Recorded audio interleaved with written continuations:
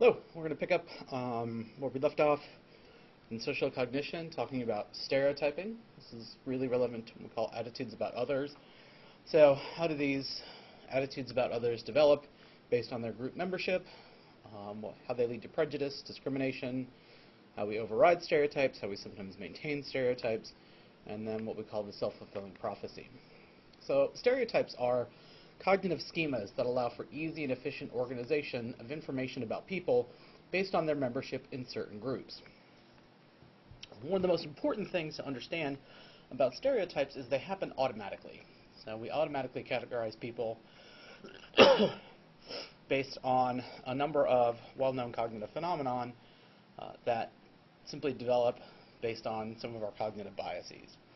So these are automatic. They're not things that are necessarily conscious. So these are often implicit biases, as well as explicit, of course.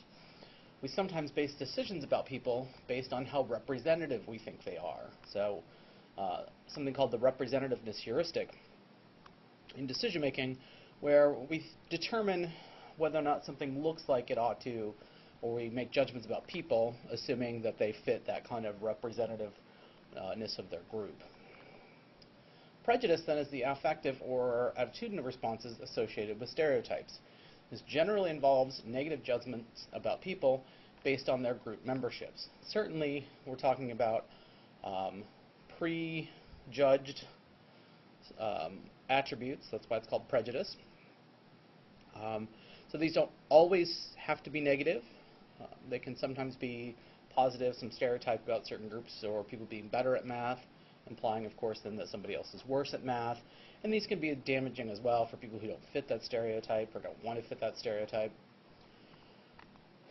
So these, of course, have all sort of long public history, private history. It's something we struggle with. We've certainly made a number of advances in this area, although sometimes it feels like we take one step forward and two steps back. With the rise of right-wing extremism and certainly very clear rise in anti-Semitic crimes, hate crimes in recent months. That leads us right to discrimination. Discrimination is the inappropriate and unjustified treatment of people based solely on their group membership. So we're talking about denying jobs, denying the right to marry, which of course is based on a variety, has been based on a variety of characteristics. Mixed marriages were illegal in a lot of places until Loving versus Virginia. Same-sex marriages, of course, were only recently declared as protected under the Constitution of the United States. So we make progress as we move forward in terms of our treatment of people, but we still have a ways to go. So these kinds of discriminatory attitudes have been around, will probably always be around, but we're certainly making progress. Some slightly out-of-date hate crimes, which give you an idea of the sort of breakdown of what these tend to be based primarily on race, ethnicity, religious intolerance, sexual orientation, and disability is how they're broken out by federal law. So one thing I do want to note is hate crimes have been very clearly on the rise. Very recently, the Southern Poverty Law Center tracks these data and have seen a dramatic increase in bias crimes, particularly anti-Semitic crimes, crimes based on race, and crimes based on other religious groups, such as Sikh religious groups and Muslim Islamic centers. All of these are have been lately on the rise as we see this sort of increase in national and right-wing nationalist identity.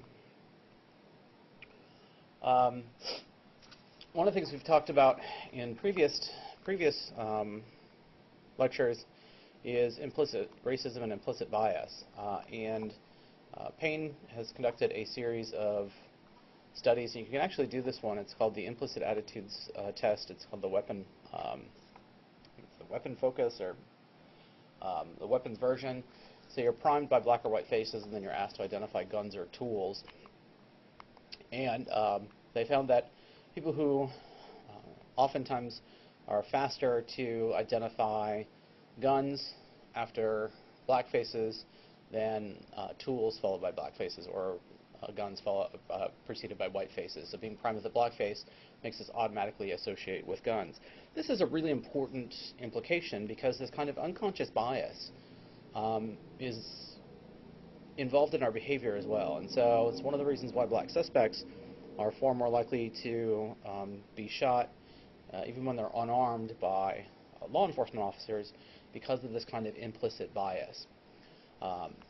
And I think it's a really important thing for us to understand as a society and figure out how best to grapple with it. But we have to identify the problem and acknowledge it first, and I think that's the first step. So how do we override stereotypes? Well, most people don't consider themselves prejudiced, and I certainly don't think the officers involved in these shootings believe they're prejudiced. I don't think they have outward or even conscious feelings most times of any bias towards any particular race. But stereotyping can occur without any awareness or intent. And what's problematic is trying to suppress activated stereotypes may actually lead to more discrimination.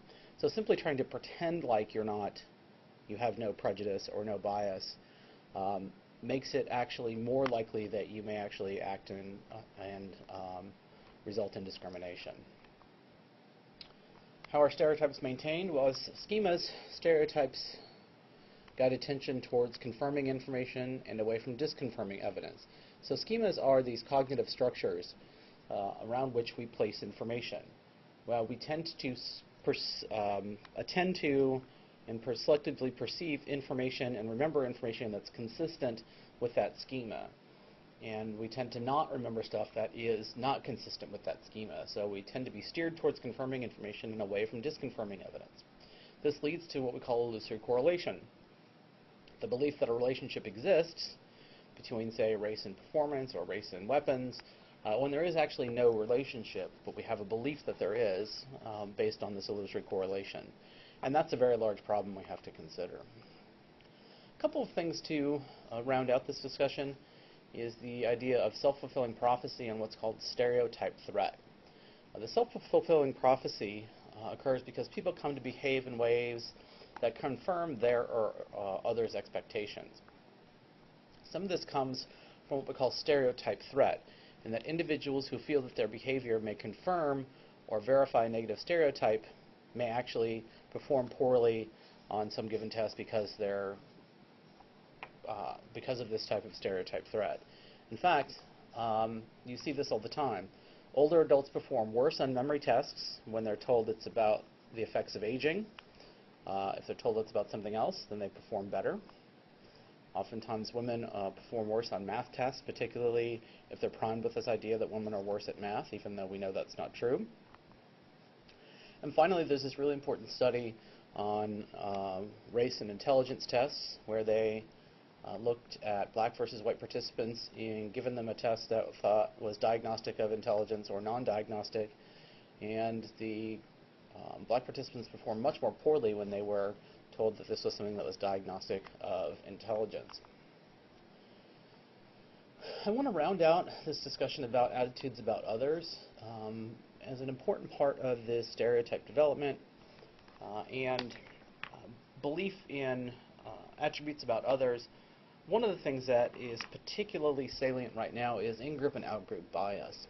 Moose for Sheriff studied this a great deal. He's interested in how hostility between groups can develop as well as how to undo such bias. And he studied 22 fifth grade boys at a summer camp who were divided into two groups. And what he found was that creating hostility was quite easy, that you divide people into groups and have them compete over limited resources. And the two groups got to be very hostile towards one another. There was a lot of in-group cohesion and out-group dislike. And one of the things that subsequent research has discovered is these in-group, out-group biases are particularly salient with this competition over limited resources. And in particular, we're usually talking about economic resources, so jobs. So we start to see in nation states in particular, we see this right now, that when we are talking about times emerging from economic crises, so of course the world went through a very large recession that we've mostly emerged from but not entirely really recovered from. in a lot of places. And as a result, when you have a large influx of outgroups, so in Europe, it's the migrants from the refugee crisis in the Middle East. Here, of course, we see people who have a belief that we have a flood of illegal immigration from south of our border, when in actuality, fewer people are coming from south of the border into the United States, and in fact, very few people from Mexico come into the United States. In fact, the largest group of immigrants come from other countries. But this outgroup bias is one that develops because of this in-group-outgroup distinction. Another thing we see that Mustafa Sheriff saw and others see is that what's called the outgroup homogeneity effect. And this is this tendency to view outgroup members as more similar to each other than in-group members. They're all the same. And you see this in campaigns, you see this in lots of people's views. In the 2016 presidential campaign,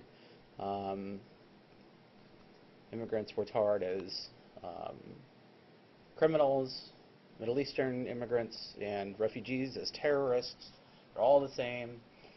We also see this happening with in-group favoritism. People evaluate members of their own group more favorably and often provide them with privileges not given to the outgroup. So we see this sort of in-group, out-group bias favoring the in-group and disfavoring the outgroup. So how do we fix this? Well, we want to reduce prejudice and discrimination. The first of these was this idea called the contact hypothesis. You just get people to get in contact with each other and they'll just see that it's fine. This is essentially the idea behind desegregation, of course, also that had to do with school resources. But, you know, we'll just mix people together and all of this will just fix itself because they'll see everyone's good on both sides. And you just, it just does not work that well.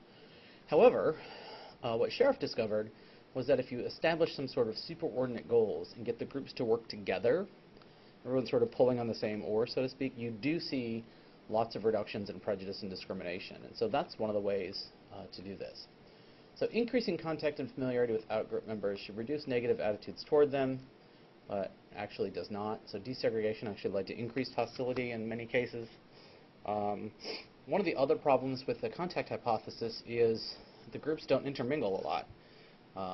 So you see groups, the groups are still there, they're just in the same building.